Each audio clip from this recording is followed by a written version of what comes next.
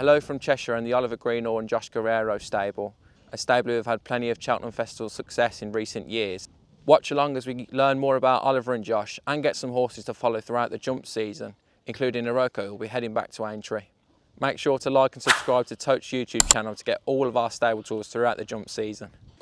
So you guys came together as a force in the 22-23 season. How's it been so far, and how does the dynamic work between you and Josh working together? Yeah, it's all good. Yeah, we always worked together from when I started, even on my own.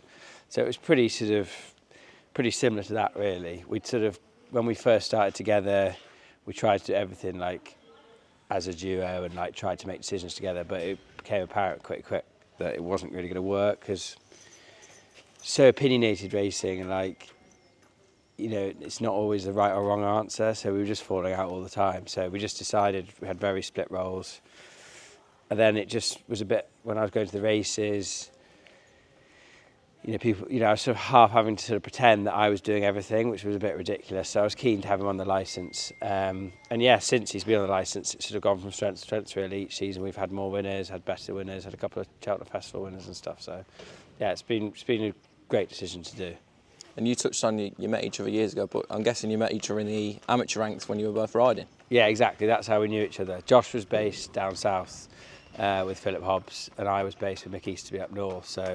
But at the big festivals, that was the great thing about being an amateur. All the festivals you tend to have at least one or two amateur races, so then you'd meet everyone from sort of all over the country.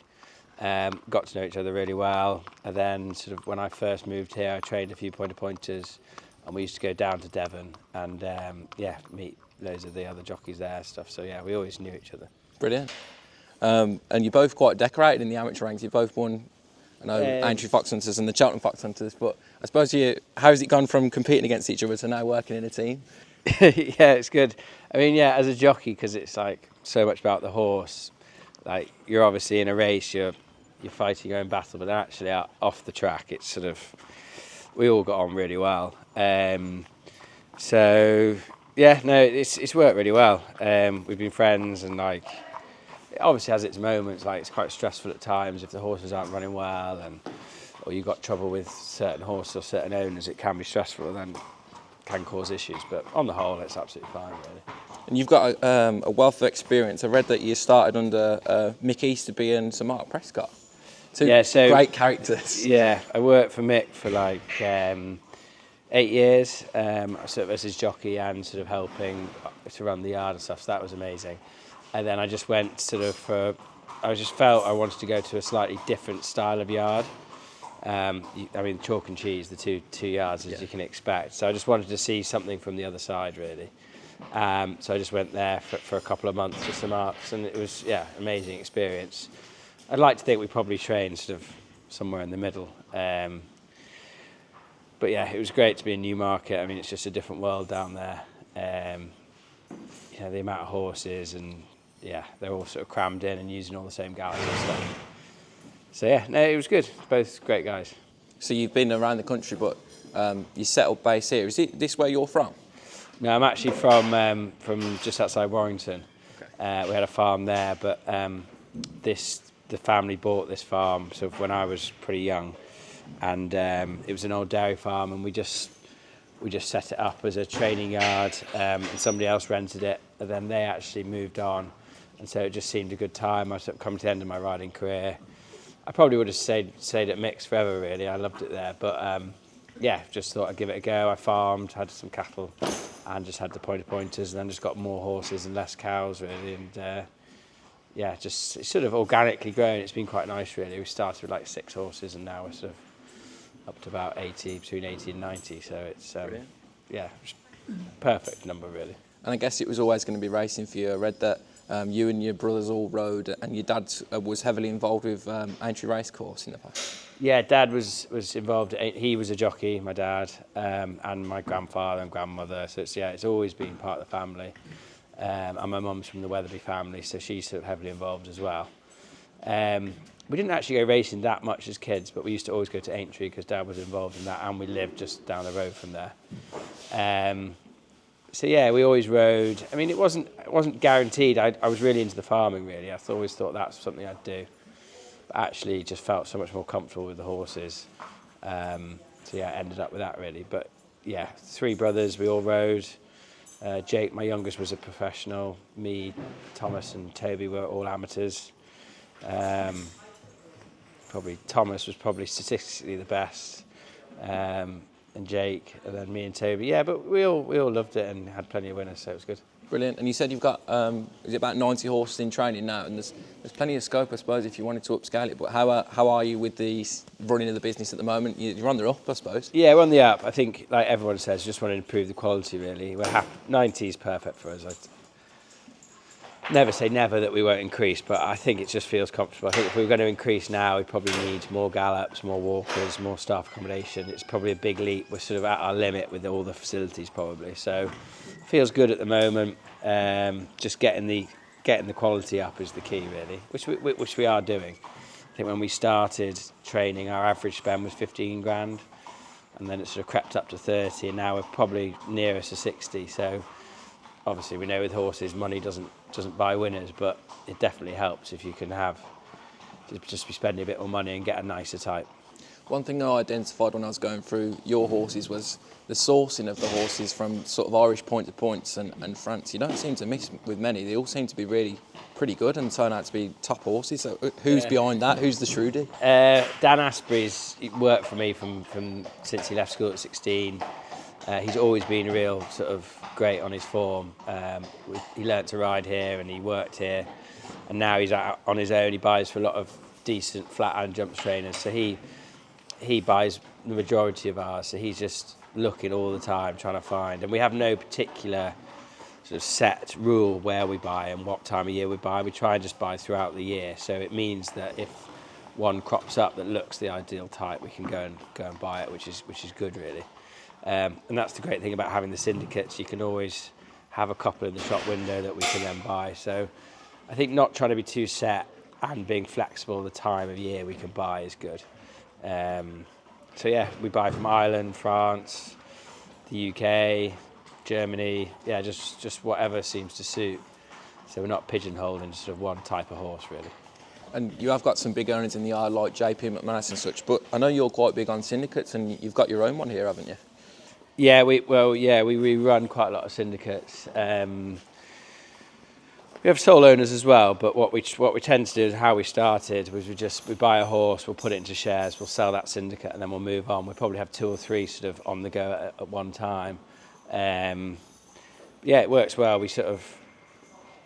What we found was a lot of our owners were sort of put off by all the sort of paperwork side and how they got involved, how they claimed their VAT, how they registered as an owner, etc. So we sort of take that off them. We do all that ourselves. So hopefully they just pay like a set fee, and then they don't have to own him either with anything else. So yeah, it does work really well. But I mean, we've got a lot of owners for like the 80 horses we have. I think we're up to 400 individual owners. So, but we've got a really good system in place. We use the racing manager, which basically you just put all the information on there. It doesn't really matter how many owners you've got. It all just goes to them. So that's been a game changer, really. We got that in COVID when we were just trying to like work out how we just got information to our owners, and yeah, that was a real game changer. So that's probably the reason we can do it, really. Brilliant. And I suppose you're more in the psyche of punters now because of your brilliant almost 25% strike rate as a partnership, and then you've had 2 festival winners as well. You seem to be on a sort of a good trajectory to go right to the top. How do you see the competitive landscape of the UK training scene at the moment? Yeah, it's competitive. I mean, you've got the guys at the top, Nichols and Henderson, who are still, doing unbelievably well, got top horses, and then you've got this sort of new generation coming up, like Dan Skelton, Ollie Murphy, Harry Derham, Ben Pauling, Jamie Snowden. There's loads more sort of really keen to grow and get to that championship. It's definitely not an aspiration of us to win the championship, but we just want quality. We want to be winning at Aintree and Cheltenham, basically. Yeah. And you're in the northwest or Cheshire here. What's this part of the world like? There's quite a few trainers around here, isn't there? Yeah, it's getting bigger. I mean, obviously Donald McCain was sort of the main trainer here for a long time. There weren't that many trainers around him. And then Michael Owen bought Manor House, where Tom Dascombe was, and now Hugo Palmer.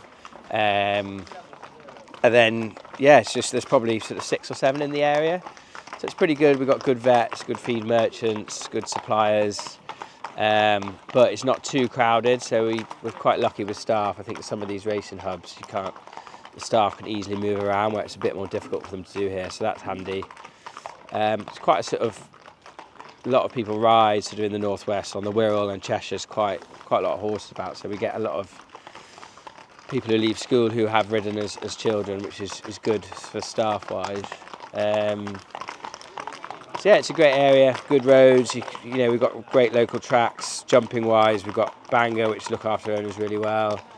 Uttoxeter, Worcester, Warwick, Ludlow and Hereford not too far. Haydock and Aintree obviously. Cheltenham's only a couple of hours, so yeah, it's ideally situated.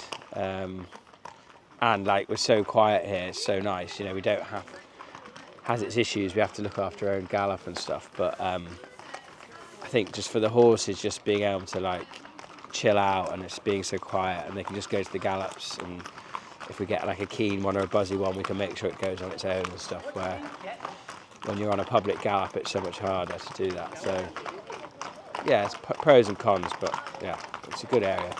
And you guys are obviously known for being jumps trainers, but you have had plenty run on the flat this summer. I've seen even BORRACHO, did he run at Pontefract a couple of weeks ago? Yeah. We used to be 50-50 flat and jump, but just tended, for no real reason, we tend to have more jump horses. We've probably got between 10 and 12 flat horses through the summer. We've got, you know, like I say, good local tracks on the flat as well, with Haydock, Chester, not too far away.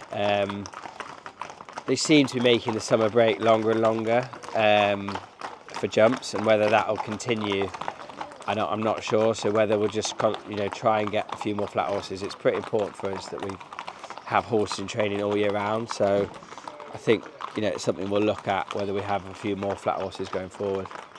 Yeah, I just wanted to touch on one of the horses I really liked, and I thought, as a partnership, he was probably your flagship horse. He's no longer with us anymore, but Gesskille was brilliant over the national fences, and he won a couple of good chases in France as well, didn't he? Yeah, my dad and a few friends buy foals in France sort of to race and then sell, and he just didn't quite ever get to a stage to sell.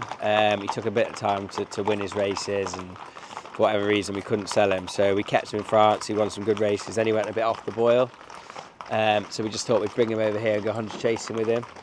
And yeah, he seems to just love going down in grade in 100 chases, smaller fields. Won at Ludlow and Kempton really nicely. And then we decided actually to miss the main fox hunters, and we went back to France. There was an ideal race for like horses that hadn't won a certain amount of prize money. But he won in France, second. Tote, then he won. And then he just, went from strength to strength really, and second over the big fences at Aintree a couple of times, which was frustrating, and then actually went and won the Sefton the year after. Such a shame. He was such a good jumper. Like, it was so sad really, because he would have been a horse that you could have kept here and been, he'd have been here for life. He was just such a legend. And just a freak accident in the cross country race at Cheltenham. Nobody really knows, but yeah, he just fractured a bone and sadly had to be put down, which was just such a shame, because he was such an easy, straightforward horse. So, but he definitely put us on the map. We owe a lot to him. Yeah, you've got brilliant stats with like chasers, but you've got particularly good ones with bumper runners as well. You don't have too many, but they all seem to run well. Yeah, we don't buy many store horses. So a lot of the horses we buy have run either in France over hurdles or in Ireland or England in a point-to-point. So we always feel like it's a bit of a waste of a season to go back to bumpers. The only time we do it is if we buy a horse maybe sort of mid-season, and we don't want it to lose its novice status. We'll then run it in a bumper before the end of the season. But yeah, especially if a horse is not capable of winning a bumper, you may as well get on and get it over hurdles and get your handicap mark and crack on. We just feel that's our opinion anyway. It's a bit different with a horse that has never run before. It's obviously use it as a great experience to teach them, but we just don't have that type of horse.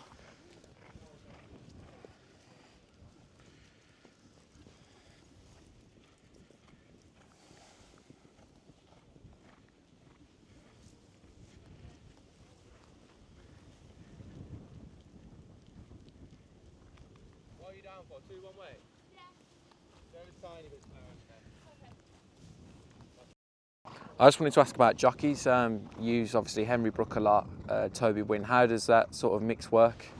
Yeah, Henry's always ridden the majority, and then Toby was obviously our conditional, claimed off stuff, ridden boys races. Toby's now lost his claim. Henry will still ride the majority. And Toby just has certain horses that he gets on with, certain owners that he gets on with. So yeah, we'll quite often got 2 in a race or at 2 different meetings, so there'll be plenty of opportunities for Toby as well. And you use John O'Neill, and I read Ben Smith, is he attached to you now as well? Ben Smith's our conditional. He's injured at the moment, but he'll be back soon. He's fairly young, but he's ridden plenty of winners. His dad trains up north, so he's ridden plenty of winners for him. Ridden a winner for us last season, so yeah, we'll use him more and more. He'll be claiming off our horses. And John Joe rides all of JP's horses with us and done really well for us. Obviously rode Cheltenham Festival winner last season for us, so yeah, he rides as well. Some of your best tracks are obviously local, the likes of Bangor and Utoxeter. You just tend to take your better horses there? No, we just tend to have more runners there. We'd always try and run locally if we can. I'd say 80% of our owners live in the northwest or sort of North Midlands, so yeah, we just tend to have more runners there. Obviously, when they've got bigger and better targets, we go further afield. But if the suitable races at local tracks, we'll try and run there really. And the last part before we get into the individual horses was, I noticed that in November you seem to have it right off every year. You've got in 2022 you had 10 winners, in 2023 you had 13 winners, and in 2024 you had 11 winners. 20%, 30%, and 17% strike rate. What is it about November? Is it just when all the horses are ready to run and they're ready to win? Yeah, I suppose so. Yeah, it's when the ground just normally changes. Normally get slightly softer ground. We tend to have, yeah, quite often our horses. Well, we do have first-time out winners, but quite often they just take a run and then maybe that's their sort of coming to their second run. So then they, they're fresh and well, they're fit 'cause they've had a run, they're ready to go. I'd say. Yeah, but we generally aim to get our horses ready, sort of early to middle of November. So it's probably about right. And another thing I noticed was you're not afraid to pitch a horse straight into a handicap chase, having run over hurdles before in the season. Like I suppose they're well able to jump once they've been schooled here. Yeah, and like I was saying before, a lot of our horses are ex-British or Irish pointers, so they've jumped point fences. They go over hurdles to start with. Some of them win over hurdles, but quite a lot of them are big chasing types. Actually, they need a fence before they're winning, so they get a mark, and then they've done plenty of schooling here, and they've run a point, so they're ready to go. We're just talking about JAGWAR, Oliver, but he said you look after sort of the long-term plans and all the race entries. Yeah, exactly. I do all the sort of training of the horses, race planning, entries, declarations. It just works better to sort of have separate roles, we found out from an early stage. So yeah, we try and keep to our jobs and it just keeps everything a lot smoother. JAGWAR plans are, we haven't spoken to JP's team yet, but we'd love to go Paddy Power, I think first time. He loves the track trip. I think he'd go there in a favourite off his festival run. And then if you were lucky enough to win that, and you might go to the next one at Cheltenham a month later. I can't think what they call it, but it's the same sort of race.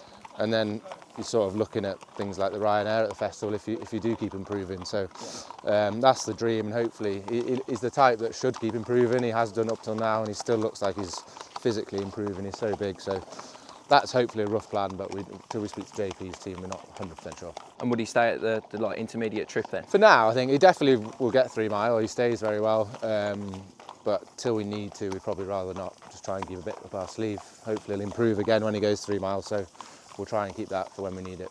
And you think he's obviously well capable of winning handicaps again off 150 yard now. Do you think he can be a Grade 1 winner eventually, or do you hope he can? We do hope he can, yeah, because he does just keep improving, and he's got the physical stature and ability. Hopefully he seems to have a hell of a lot of ability, which we've always said. It's just getting it all together, keeping him sound and keeping him in a good place. But we hope so, yeah. Another one for J.P McManus is obviously IROKO, who was 4th in the Grand National. he ended up going off favourite, so he had plenty of supporters, obviously, with J.P McManus. But a lot of people give him a stick earlier in the season for him not winning a race last year, but his performance is absolutely brilliant. Yeah, exactly. And you've got to remember, he was running over 2.5 miles in all his prep runs because we were just trying to keep him sharp. He obviously hadn't had much experience over fences. The Nationals are a fast and furious race, so we didn't want to just go 3 mile and then find it a bit easier and sort of expose him almost, because we wanted to keep him sharp and try and keep as much,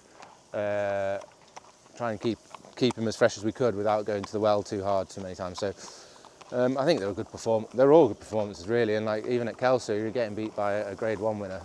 Yeah, we weren't too disappointed. There's always going to be a bit of track like that with that type of horse.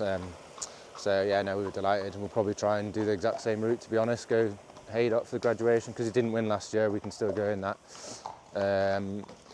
So we'll probably go Haydock and then yeah, try and plan from there. Maybe still go to Ascot. I know he got brought down at the first last year, but it looked like the right type of race. Maybe Kelso and Aintree again. Brilliant. And a lot of people always say when a horse runs well in the Grand National that he could, you know, go for the Gold Cup or anything, but is that sort of his aim, then he's going to be a top class handicap chaser? Well, for the time being, yeah, I think so. I mean, we've been beaten by, I like the way you're thinking, before quite well. There's no reason to say that we'd beat it off that. So he stays very well, he jumps very well. He was staying on 4th last year in the National, so I mean, it's a race we'd love to win, and he looks made for it. So yeah, I think we'll stick to that for now, but obviously JP makes a lot of those decisions as well. Once a horse has already ran well in the Grand National, a lot of them can go back and reproduce it, like older horses. I suppose he's only 7 now, when turning 8. Yeah. He's got to be fancied again. Well, you guys have got to be hopeful of him, you know, going there if you can get it all right. 100%. If we can get him there in the same form, ground a bit softer, more experience, a bit stronger, a year older, he's only got to find 7 lengths or whatever it is. Last year, just good ground. He needs soft ground. He is slow. Even at home, he can barely keep up with a 120 horse that's got a bit of speed. He's just a slow horse that just stays all day. So it was always going to be hard for him. He was outpaced and just stayed on. So soft ground, he'll just keep up so much easier.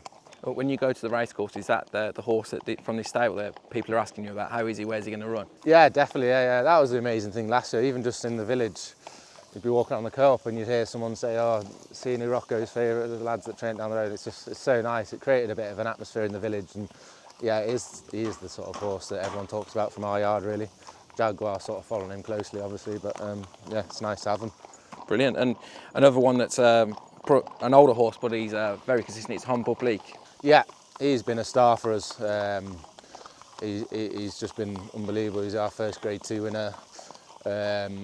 He's just obviously probably not very well handicapped. He's at his mark, he's rated quite high, so he'll just run in a lot of good handicap chases, and you just hope he lands on one. He was second, I think, 3 times last year because he just hasn't got that much in hand, but he runs in some good races and he seems very consistent with it. Yeah, he's incredibly, like you say, it's probably a matter of waiting until he's back down to a decent mark. That's the thing, with that type of horse, you've got to sort of just keep running them, and they run themselves to a mark they can win off. Would he have any preference to ground or a track like Doncaster maybe? I know he is like better he is better on better ground. Doncaster obviously in the winter usually is better ground, so that's probably why it ends up there a bit. Whether we have a go over hurdles again early on, I'm not sure. There's a race at Cheltenham in October, which we could have a look at. Brilliant. One I was quite excited about was BILLYTHEREALBIGRED. He's obviously got form lines with JAGWAR as well. Annoyingly he's just done a tendon injury, so he's out for the season. But he's a good little horse. Yeah, he's tiny, but he's tough, hard as nails. Great form last year. All his form stood out. He'll be back this time next year, though. White Rhino is a nicer, older horse as well. Won a big hurdle race at Cheltenham last year. Yeah, he tailed off the end of last season, just had a couple of issues, but gave him a good break. He's been in the field plenty of time, so we're actually maybe thinking of going for Sefton first time with him. He runs well fresh, he loves decent, well, he goes well on decent ground, which it can be that time of year in the Sefton at Aintree. Jumps very well, he's on a mark that he'd have a nice weight, so yeah, we might have a go at that. I touched on Gesskille earlier with his success over the national fences. Is there something you do here that makes the horses jump well there, or is that a race you like to target? I think we just like to target it. It's down the road. Well, it's quite a local track for us. We both love it, and yeah, I don't know. Just obviously seem to have the type of, you need the right type of horse to run in it, and we just seem to have had the right type of horse. The French horses seem to love it because they've been around Auteuil, which is a big cross-country course basically, so it probably suits that type of horse, which we seem to have a few of. GAMESTERS guy you just pointed out on the gallop down there, he got some nice hurdles for him last year. Yeah, he's one of our better ones. He's a good little horse. Again, he'll improve physically, I think throughout the season. Stays very, very well, loves soft ground, jumps very well. I think he'll improve for going over fences. So I think he's 135 rated novice hurdler. So if he improves a bit more, he's up to a good class of race. So what we'll do with him, I'm not sure. We'll probably start off pretty local, and then he could be the type of horse that he might end up in a Brown advisory at the festival in March. Is it a case of, with the chasers that are trying them in handicaps, and if they succeed, then you'll sort of have your hands forced to try them in graded competition? Exactly, yeah, exactly. There's no point sort of going into too high a level too soon and wrecking their confidence. So yeah, it's just a building, it's sort of you work your way there and try and build their confidence as you go. The 7-year-old mare, Win to the Lightning. She's retired, gone to stud. So she's breeding now, but she was a star for us. She won some nice races, yeah. Brilliant. Another one that I pointed out was Finn Lock. He had 12 runs last term and he was awfully consistent, but he probably was unlucky not to win more. Yeah, he was a bit frustrating actually. We just tried a bit of everything and he just sort of always got to front and just pulled up slightly. But then he did win nicely at Doncaster and he won at Southwell nicely, sorry, and won at Doncaster I think after that. But he is probably just going to go for some nicer races. We just feel he goes to a race so well that we could probably run him in some better races because he just travels so well throughout them. And I think a fast pace where they slow up at the end a little bit will really suit him. So there's a couple of races for him. There's one at Cheltenham for him as well. He prefers better ground, so we'll probably try and get him out a bit earlier. There was quite a bit of hype around My Noble Lord, obviously, because of the connections last year. And he's got some good form now with a horse that won the valuable handicap hurdle at Market Raising of James Owens. Yeah. What's the plan with him? He probably will go straight over fence with him, try and use his allowance. He jumps really well. He was only a juvenile last year, so I feel maybe he just was a bit weak, and that's why I wasn't quite finishing like he could have done, because he showed a hell of a lot on the gallops. He's a lovely horse. But yeah, it was ultimately a little bit disappointing, really. We're just hoping he's strengthened up and now he'll finish his races better, because he does go through races like the winner and then just doesn't quite finish. So we haven't got any big plans for him at the minute. He's obviously fairly lowly rated, so we'll probably just find a handicap somewhere and then go from there. And Oliver was saying about you guys used to be almost half split between the flat and jumps, but he obviously ran on the flat before. Is he just a national hunt horse now that he's with them sort of connections? Yeah, I think so. I don't think JP would have much interest in running him on the flat. If he does, then he could run on the flat, but for the time being we'll try and make him into a decent jumper and go from there. Jack's Parrot was another French horse that came from Manuel Clayer. He was pitched straight into chases last time. Have you got any plans for him? Yeah, he loves heavy ground, so we'll probably try and get him ready a bit later, have him ready a bit later. The Tommy Whittle's probably going to be a target for him again, because he loved it there. It usually is pretty bad ground. He was unlucky not to win that, really. He just got left in front for a long time, and it's a long straight there, just easy to catch. So yeah, probably aim at something like that. Whether they have a run before, probably not, I'm not sure, but we'll see. I suppose like regional nationals as well in the second half of next season. Yeah, exactly. That's the type of races he'll love on real heavy ground. Duke of Deception, he's versatile trip-wise and ran well in a Class 3 handicap chase on Boxing Day. He ran in the Berkshire National early last season. Can you go back there? Ascot. Ascot. Yeah, he did actually, yeah, and he was running quite a nice race, and he just made a real bad mistake and nearly fell sort of 5 out, lost his confidence a bit and then stayed on well. It could easily be an option again, yeah. He does stay very well. He seems to prefer better ground as well. So I don't know, we're going to maybe start him off next week at Warwick. There's a race there for him, and then there's a valuable race at Bangor in end of October, I think. So might do that, and then yeah, he'll be aimed at those type of races. Seems to love Haydock. Whether we have a sort of midwinter break and then come back for Haydock in the spring, he does well there. So look at that. Gentleman Bill, I thought might go novice chasing this year. He had some really good hurdles for him, and you even tried him in the Moor Battle. Yeah, his horse we always liked. Won quite nicely twice, and then I think the Moor Battle probably overfaced him slightly.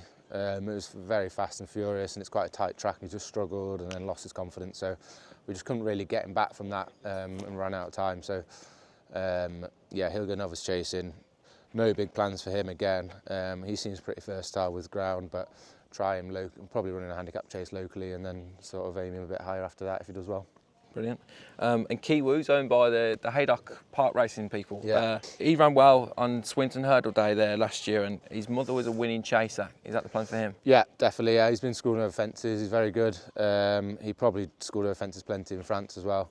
But he's very straightforward, stays well. He's probably one again that could end up in those sort of regional nationals on some nice ground. He did seem to improve for better ground, so he'll probably have to stick to some where we can find better ground through the winter, basically. And try and find a nice race room at Haydock for his owners. Exactly, yeah. That would be a good aim for him, yeah. Melon's a nicer younger horse. Yeah, he is going to have a little spin on the flat next week, and then he's going to the opening meeting at Chepstow for the 4-year-old handicap hurdle they have there. It's quite a valuable race. He's pretty versatile with ground, he's tough as nails, not the biggest, but he tries very hard, and yeah, he's a good bunch of owners, so that's his plan for now, yeah. The same owners that owned Little Rock? Yes. Little Rock. Yeah. Will he go mix hurdles and the flat then as well? Yeah, definitely, yeah. They seem to enjoy that as owners, so we'll try and do that a little bit. Yes, LIPA K, his first try at 3 miles at Bangor. We weren't sure whether he'd get it, but he'd got it very well, so he might run in a couple of weeks and then go to the Cheltenham October meeting. Loves good ground, so that Cheltenham meeting can be quite good ground, and try and give his owners a good day out there. He's up £6 for that, and I suppose that you said he was first time over 3 miles. There's hopefully more to come. Hopefully, yeah, that's what we're hoping, basically, yeah. Hero de Mole. He pulled up at Worcester in July, maybe wants faster ground. Yeah, it was a bit soft for him that day, and he'd had a few runs by then, so we gave him a few weeks out in the field. He's back in. He runs at Warwick or Worcester again in a few weeks, but no big plans for him. But he's been good since he come to us. It took a while to sort of find his confidence. He'd had a leg injury, so once he did get it back, he's been pretty good for us. He's won a couple, and yeah, no big plans, but he needs good ground, so we'll just try and find some good ground handicaps over staying distances. And Dog Fox was a flat winner, but he's making his handicap chase debut at Kelso tomorrow. Yeah, we just thought we'd school him over fences, see how he went, and he was very, very good. So I'd like to think he might improve slightly for fences, the way he jumps. He is very quick. So yeah, he runs tomorrow, loves good ground. It's a competitive race, but he's got no weight, and he seems in very good form, so fingers crossed. And BORRACHO is still on the go as 10-year-old. He ran at Pontefract a few weeks ago on the flat, but I suppose he'll be back mixing hurdles and fences again this year. Yeah, definitely. Yeah, he's been an absolute star. He's won on the flat twice, over hurdles 4 times, and over fences 4 times or something for us. So he's literally, you can do anything with him as long as it's good ground. He'll do whatever you want. He runs today. Needs quick ground, which seems to be at Uttoxeter. He's on a very good mark and seems full of it. So hopeful today that it can go well, and if he does, we'll just sort of pick our way through the rest of the autumn on some good ground. And I saw Paul Ferguson, the author of the Jumpers to Follow, came a few weeks ago, and he picked up a horse called Las CANALS to follow. Yeah, he was here most of last season. We were going to run him in the spring, but the ground went quick and we ran out of time. And also we wanted to keep him a novice for this season, really. We didn't want to go and win that time of year. I think he's very straightforward. He reminds me of HOMME Public. He's not the biggest, but he's tough. Looks like he's got plenty of ability. His form was quite good in France. And he's had plenty of time now. Those French horses can take a while to come good from when they come over. So hopefully he's acclimatised and seems in good form. So I think we'll probably just go for a little novice hurdle locally somewhere, and then maybe try and get him to one of the big meetings in the autumn. Have you got any new recruits that you're excited about? Yeah, we've got quite a few. It's always hard this time of year we don't know what we're going to run in bumpers, but as far as our sort of ones we haven't ran yet that have come from Irish points or unraced, we've got a few, the likes of Half the World Away looks very nice.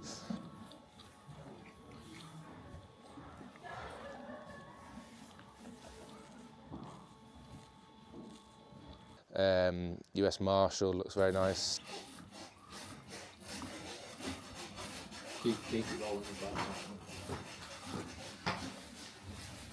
The Way You Are. Yeah, there's a few there that we really like. There's a horse actually, Joey Bottles, that we ran in a bumper last year. he's probably one of our best novices we've got, so we're excited about him. Well, got the likes of Peckforton Hills, who won a bumper for us at Carlisle. He's going to go novice hurdling, he looks very nice. And then we've got Daily Boy, who was third in a bumper at Ayr. He looks like he could be above average. We seem to have just a good bunch like that, yeah, but nothing that really stands out. We've got probably a handful that stand out above the rest. Yeah. Have you got any French juveniles or any more from Mr McManus coming in this year? No, we haven't actually. No more for JP, but we've had a couple of French horses come over, but slightly older horses that will go handicapping. So yeah, we're hoping that we might recruit a nice French one in the autumn if something popped up.